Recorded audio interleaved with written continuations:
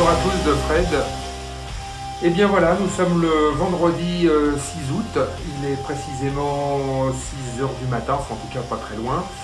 Et je m'apprête à partir chasser les nouvelles radiosondes M20. Celle en l'occurrence de cette nuit qui est partie à 0 heure TU du centre de tir de Nîmes et qui a atterri dans la région du 83, donc pas très loin du domicile. Je vais donc prendre mon véhicule, me rendre sur place et me faire un petit peu de gogno. Voilà, à tout de suite. Et voilà, la météo a l'air plutôt clémente. Le soleil se lève, c'est plutôt sympathique. Beau paysage. Alors voilà, je me suis arrêté sur le bas-côté de la route puisque je suis presque arrivé. Pourtant, je ne suis pas bien dégagé puisqu'ici, en fait, c'est complètement vallonné. Il y a des collines partout, donc c'est pas évident. J'entends toujours pas le signal. J'entends pas le signal de la radiosonde. Je pense qu'elle est peut-être, j'en suis peut-être encore à 2 ou 3 km. Alors elle doit peut-être être de l'autre côté de la colline. Je sais pas, en m'avançant, peut-être que le signal va revenir. En tout état de cause, pour en arriver jusque-là, le secret de la réussite, on va dire entre guillemets, c'est de préparer son plan de route pour savoir où on va, et surtout avec les positions que l'on a pu récupérer, en l'occurrence avec le site d'AutoRx, qui me donne une simulation approximative de l'emplacement, puisqu'on a pu suivre la radiosonde de cette nuit. Et moi, de l'autre côté, avec mon logiciel Ballon Prédiction, j'ai pu effectivement me faire une simulation de vol avec toutes les données que j'ai rentrées pour avoir grosso modo l'emplacement. Et on tombe sensiblement sur la même chose entre AutoRx et Ballon Prédiction. Voilà, maintenant le but c'est de s'en rapprocher, éventuellement de récupérer un dernier point. Et si au moins je l'entends et que je n'arrive pas à dégoter le dernier point, bah c'est pas grave, on va tâcher de faire une recherche bio, ce qu'on appelle chez nous, c'est-à-dire en bio, c'est-à-dire simplement avec l'antenne et le transceiver, et voilà, en triangulation. On va essayer de faire ça comme ça, l'histoire de s'amuser un petit peu, et puis de changer un peu. Donc je vais tâcher de m'avancer un peu, éventuellement de me dégager un petit peu sur les hauteurs si j'arrive à trouver une route qui le permet, pour voir si j'arrive à au moins entendre un signal. Bon voilà, je me suis arrêté sur un point, je dirais un petit peu dégagé, un petit peu en hauteur, et j'entends le signal.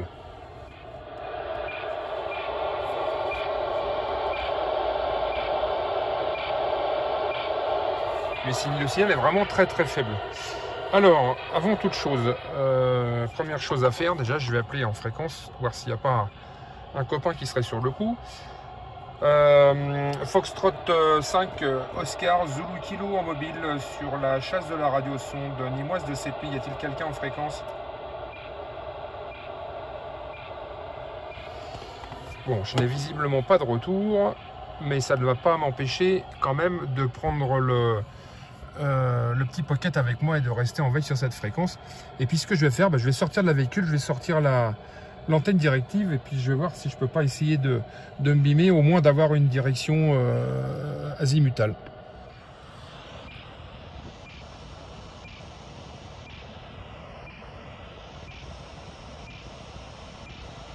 Bon, après avoir fait un point d'antenne, voilà, c'est dans cette direction que je le reçois le plus fort, même si le signal n'est pas très fort. Le signal m'arrive avec le bar graphe qui arrive à 2 seulement, donc c'est pas terrible. Mais en revanche, j'ai réussi à décoder le dernier point. Alors pourtant, je ne suis pas très loin géographiquement, je pense. Elle est à une altitude de 525 mètres. Voilà, donc elle a bien atterri, elle est toujours en vie. Donc je vais essayer au moins de me faire un point avec le GPS pour me donner à peu près la distance qui nous sépare entre ma position actuelle et la radiosonde. Et ensuite, je vais essayer de m'en rapprocher et de faire le point avec l'antenne. Bon, ça y est, me voilà parti. véhicule est garé derrière. Et on va tâcher de faire de la relevée d'oignons. Le jour se lève, le soleil, sympa. Bon, j'ai l'équipement radio avec moi. Donc si un copain se manifeste, en principe, je devrais l'entendre. Et puis on va s'avancer. Hein. Normalement, je dois en être à 1 km et quelques. Grosso modo, donc j'ai un petit peu de marche à faire, mais une petite rando le matin de bonne heure, ça fait pas de mal. Et le signal ne m'arrive pas très très fort. Hein.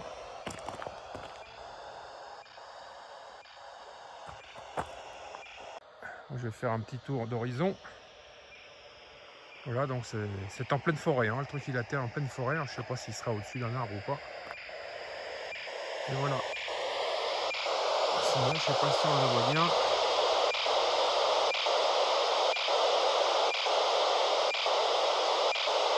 Le signal n'est pas bien épais. Dans tout état de cause, il y a un chemin de randonnée ici, donc je vais suivre le chemin et on va bien voir.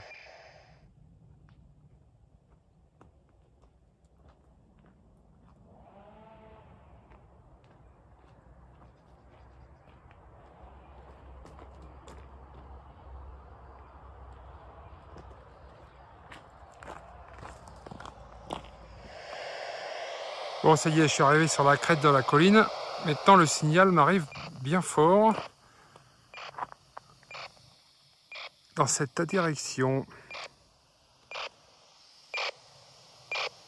Voilà, contrairement à tout à l'heure, le signal était vraiment faible parce que j'étais de l'autre côté de la colline. C'est très vallonné ici, le relief est important. Donc c'est ce qui explique pourquoi le signal varie autant. Hein. Donc je vais continuer de suivre mon sentier là et je pense que ça devrait m'y mettre. De toute façon, j'ai pas trop le choix. Je vais pas couper à travers la garrigue, à travers la brousse parce que je vais pas m'en sortir. Hein. Donc dans ces cas-là, la meilleure solution, et ce que je vous conseille aussi, c'est surtout de rester dans les chemins de randonnée ou dans les sentiers. Si vous coupez à travers la brousse, des fois vous êtes confronté à de sérieux problèmes. Hein. Donc je vais continuer, voir si je peux essayer de me rapprocher en suivant ce chemin. Alors, ça c'est la problématique quand vous chassez en bio, c'est-à-dire juste avec le récepteur, c'est quand vous recevez le signal à fond en face et que vous avez un chemin à gauche et un chemin à droite. Donc là c'est au petit bonheur la chance. Ne connaissant pas du tout le coin, j'ai une chance sur 2. Donc le signal n'est pas encore suffisamment fort pour pouvoir passer en harmonique 2. Donc je vais tenter ma chance sur le côté gauche parce que ça continue de monter un peu. Par conséquent, en grimpant un peu en altitude, je devrais mieux recevoir le signal. Voilà, mon choix s'est fait là-dessus. Alors go, c'est parti. Bon, eh bien, je pense que mon choix de tout à l'heure a été judicieux parce que effectivement, je reçois de plus en plus fort le signal en montant en altitude. Et j'ai de nouveau le problème, vous voyez, où j'ai 2 chemins, un ici et un autre derrière moi. Et on entend au niveau du signal que dans cette direction, on va y arriver, dans cette direction, le signal est bien plus fort qu'ici. Donc je vais continuer de grimper sur cette déviation en Y. Et puis je devrais plus en être très loin parce que là vraiment le signal m'arrive quand même assez fort. Donc je vais continuer d'avancer le plus possible. Et quand le S-MET m'arrivera à fond de taquet, là je passerai en harmonique 2 puisque il faudra bien essayer de localiser à un moment donné. Il faut savoir que l'harmonique 2, ça peut être valable que quand on est à, en gros, une 50aine de mètres de la sonde, hein, ou plutôt de la radiosonde. Puisque si vous passez en harmonique 2 bien trop loin, naturellement, vous ne recevrez pas le signal. Hein. Donc il faut vraiment attendre que celui-ci soit à fond sur la fréquence d'émission standard.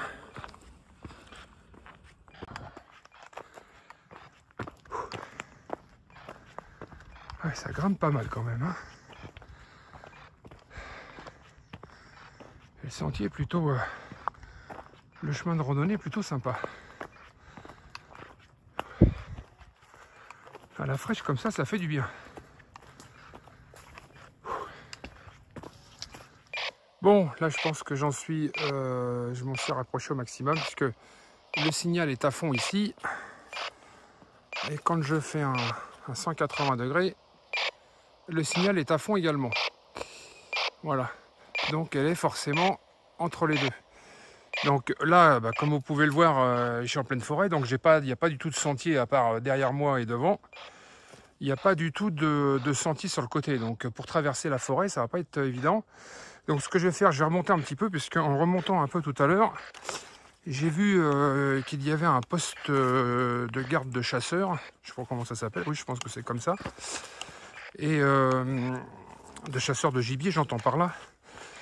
Et à partir de ce poste, la broussaille avait l'air le terrain avait l'air d'être un petit peu dégagé. Donc il faut absolument que je me trouve une issue sur ma droite maintenant, puisque je remonte. Pour pouvoir avancer, non là c'en est pas une, pour pouvoir m'avancer au mieux. Ah bah le voilà le poste en question. Je vais essayer de vous faire un plan parce que c'est pas évident. Là voilà. Et là, le terrain a l'air d'être un petit peu dégagé par là. Donc à partir de cet endroit là maintenant, je vais passer en mode harmonique 2. Et c'est ça maintenant qui va m'orienter, puisque là, en effet, le signal m'arrive à fond de taquet. Alors là, je suis passé en harmonique 2. Et cette fois-ci, il me l'indique dans cette direction. Donc j'en suis par conséquent à moins de 50 mètres. Donc je vais m'avancer et puis je vais surtout scruter l'environnement pour savoir. Je vais éteindre. Voilà, je vais surtout scruter l'environnement pour voir si elle ne serait pas perchée en haut d'un arbre ou tombée au sol. De toute façon, on verra bien. Et non, je suis en altitude ici là quand même. Hein. Là on voit un peu derrière. Je sais pas où elle est, hein, mais ça va pas être de la tarte. Parce qu'il y a beaucoup de relief. Voilà. Au loin là-bas au fond, c'est la direction de Toulon. Bon, alors maintenant, on va essayer de trouver ça. Ça va plus être maintenant de la recherche visuelle. Alors, comme disait notre ami Richard, c'est vrai que s'il n'y a pas de parachute et que ça tombe tout seul, parce que là, je ne sais pas si le parachute sera dessus ou pas. Donc le but maintenant, c'est d'essayer de trouver juste la petite boîte. Et trouver juste la petite boîte en mode bio, c'est pas aussi simple que ça. Mais il faut bien nous corser un petit peu les choses de temps en temps. Donc on va bien voir. En tout cas, on profite du paysage, il est bien sympa. Bon, je peux vous dire qu'elle n'est pas facile à localiser. Je ne l'ai toujours pas trouvée. Je regarde au sommet des arbres. Je ne vois rien de suspect. Et en même temps, je comprends pourquoi je ne recevais pas bien le signal à un peu plus d'1 kilomètre. Parce que c'est plus que vallonné. Oui, il y a une petite falaise. Je suis descendu de là-haut par ce petit chemin qui se trouve ici. Et là, je sais que j'en suis à proximité. Maintenant, reste à trouver où, donc je vais m'avancer. Bon, là, ça commence à devenir un peu complexe. Parce qu'il faut effectivement que je traverse la broussaille. J'ai plus grand chose à faire. Hein. J'ai encore peut-être quelques dizaines de mètres, même pas. Mais par contre, le petit conseil, munissez-vous du sécateur. Heureusement, je l'ai toujours avec moi dans le sac à dos. Et je peux vous dire que dans ce cas de figure, ça va bien me dépanner pour progresser un peu. Parce que c'est souvent comme ça, quand vous tombez dans une forêt ou autre, ce sont souvent les derniers mètres qui sont les plus durs à parcourir. Hein.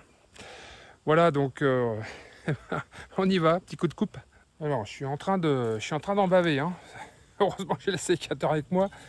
Comme vous pouvez le voir tout autour de moi, voilà ce que c'est. C'est que de la forêt, hein, dense. Donc pour avancer, c'est pas simple. J'ai dû faire couper au sécateur, j'ai dû avancer de 20 mètres depuis 20 minutes. Voilà, donc 1 minute pour avancer d'1 mètre. S'il me reste encore une trentaine de mètres à parcourir, je vous laisse imaginer, d'ici une demi-heure, je devrais arriver à la sonde. Enfin bon, allez, on prend le courage à deux mains et on avance. Bon, toujours pas trouvé. Ça fait bien 20 minutes, une demi-heure même que je traîne dans le secteur. C'est tellement boisé, tellement touffu que j'arrive pas à mettre la main dessus. Alors j'ai mis l'harmonique 2 plus l'atténuateur. Et quand je monte au sommet des arbres, là, je reçois le signal à fond. Donc je pense qu'elle doit être perchée en haut d'un arbre, mais lequel je vois rien du tout. Je vois rien du tout. Et la progression dans cette forêt, dans cette jungle, hein, on va appeler ça comme ça, elle est pas évidente. Hein. Bon, j'ai fini comme quoi ça peut quand même servir. J'ai retrouvé le parachute qui est suspendu là. Voilà. Donc, je vais me rapprocher de cet arbre-là, mais bon, c'est surtout la sonde qui m'intéresse. Donc c'est vrai que je reconnais que le parachute m'a un petit peu aidé sur ce coup-là visuellement, dans une forêt dense comme celle-ci. Mais par contre, avec le récepteur, il n'est pas forcément à l'endroit où il y a le parachute. Hein. Là, vous voyez, j'ai elle doit être forcément dans cette direction parce que je suis en harmonique 2, comme vous pouvez le voir, à 804. Et en plus, j'ai l'atténuateur en service. Donc là, je suis vraiment à proximité de l'ARS. En espérant qu'elle soit près du sol et pas perchée en haut d'un arbre, sinon là, je serais mal. Bon, je vais m'avancer un petit peu pour voir. Bon voilà, le parachute est juste au-dessus de moi, à peu près à 4 mètres. Bon ça je pense qu'avec une vieille branche morte, je devrais pouvoir la récupérer. Visiblement il y a une descente rapide parce que je vois que le parachute n'a pas été complètement déployé. Hein. Il a l'air plié encore. Donc ça veut dire que la radiosonde est descendue. Elle est descendue avec le restant de ballon et puis le parachute qui a dû freiner un peu mais sans être déployé. Alors on voit la ficelle au-dessus. Par ici, seulement quand je fais un point d'antenne, j'ai toujours pas trouvé la radiosonde. Hein. Si je fais un point d'antenne sur le sommet des arbres, le signal s'atténue. Et si je reviens voilà, sur le bas, le signal là m'arrive fort. Donc, effectivement, c'est très très pointu hein, l'harmonique 2, et surtout avec l'atténuateur. Voilà. Donc à mon avis, le parachute étant ici, la ficelle est déployée au sommet de l'arbre qui est tout en haut, mais à mon avis ça doit redescendre et la sonde doit probablement être par là derrière dans les broussailles. Bon ça y est, je l'ai trouvé. Alors là, je suis juste dessous le parachute et on la voit, elle est suspendue au bout de mon doigt là-bas, tout au fond, je ne sais pas si vous la voyez. Elle tourne un peu sur elle-même et j'ai vu la petite LED bleue et l'étiquette orange.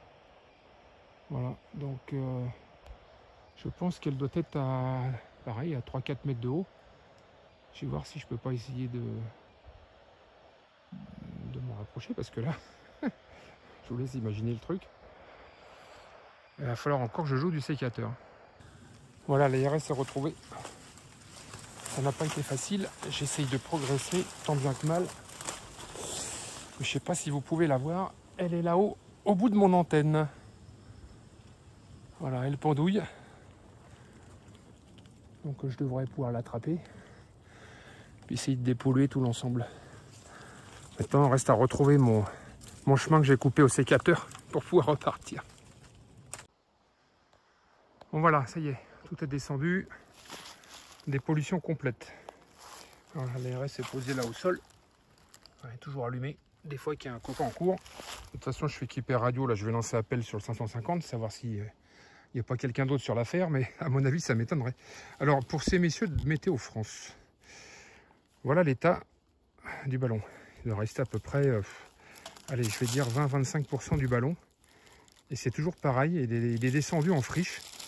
Et le parachute n'a pas été déplié. Voilà, comme on peut le voir. Le parachute n'a pas été déplié. Alors, je me demande si c'est pas l'anneau anti-torche qui est trop petit. Il y a peut-être ça, hein. Moi je vois que ça comme problème parce que c'est encore le ballon qui s'est pris en friche dans les suspentes. Donc c'est descendu comme ça en vrac. Donc le parachute n'a toujours pas fait son effet.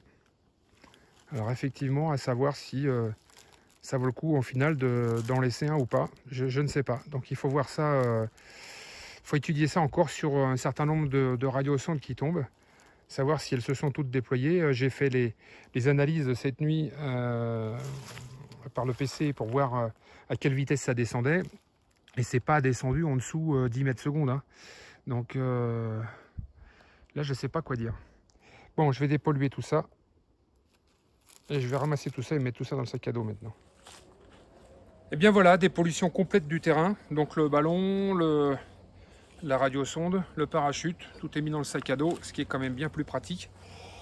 Et je vais en profiter pour faire deux choses. Déjà la première, savoir, appeler en fréquence, savoir s'il n'y a pas quelqu'un d'autre. Foxtrot 5, Oscar, Zulu Kilo appelle sur le 145 550, savoir s'il n'y a pas un copain sur la radiosonde nimoise de cette nuit. Non, visiblement pas de retour, donc je dois être le seul. De toute façon, le transceiver reste en veille, on ne sait jamais. Et je profite de cette occasion justement pour passer un petit bonjour à un ami cher, qui est David, F4 BPP, qui est enseignant et qui quelquefois fait des ateliers radio auprès de ses élèves, qui sont très intéressants, notamment liés à la station spatiale. Il fait beaucoup de communication paquet via la station spatiale, et il s'intéresse à tout ce qui tourne dans l'air évidemment, et y compris les radiosondes. Donc David, bah écoute, si tu me reçois, cette radiosonde, elle t'est dédiée, elle sera pour toi et pour tes élèves, donc je te la mets de côté. Et à l'occasion, quand tu redescendras sur ton secteur natal de Marseille, eh bien je te la repasserai ou je te l'enverrai, enfin on s'arrangera, et puis comme ça tu pourras la désosser, l'étudier et voir ça avec tes élèves de plus près. Voilà, comme quoi même les enseignants nous regardent, et ça peut porter aussi des fruits plus tard, et peut-être pourquoi pas inciter des jeunes à se lancer dans l'activité. Allez, 73 à tous, bonne fin de journée et à très bientôt à une prochaine chasse. Salut!